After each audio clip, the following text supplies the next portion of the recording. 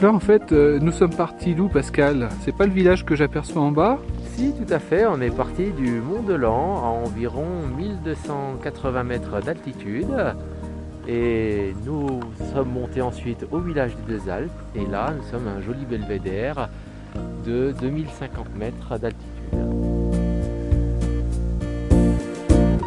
Et juste au-dessus de ce village, il y a la montagne de Piémoutet. J'ai monté à gauche, qui est un petit peu difficile à voir dans la mesure où il y a un autre sommet derrière qui est le Rochail. Un petit peu en dessous du Rochail, on voit donc la crête du Piémoutet. Piémoutet, donc c'est ce qui est au premier plan en fait, à l'arrivée du téléski. Juste un petit peu à gauche du télésiège.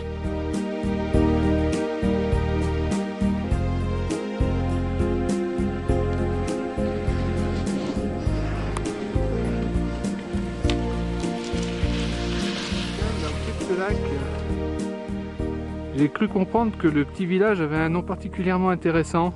Effectivement, ce petit village à droite du lac s'appelle Cuculay. Il part d'une petite route en partant du Mont de Lan qui est juste à gauche. Un petit village en pleine montagne. J'ai l'impression de reconnaître une cyclo-sportive que tu avais faite dans le coin, non? Ah oui, tout à fait, la Marco Pantani, fin de l'été dernier, où effectivement l'arrivée était en altitude, ici aux Deux Alpes, où on voit bien les lacets qu'il fallait monter en finale. Et auparavant, on était passé par la route qui longe les corniches et qui descend là en bas au Fresnay d'Oisans avant d'entamer cette fameuse montée finale.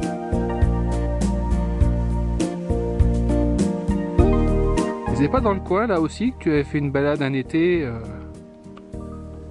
Ah si, tout à fait, j'avais fait des choses en été, en hiver effectivement en ski de randonnée au pic du lac Blanc et en été par là-bas tout à fait à droite à l'aiguille du Goléon où on devine un itinéraire le long de l'arête qui monte vers la face terminale, environ 600 à 700 mètres de dénivelé dans un pierrier incliné à 45 degrés.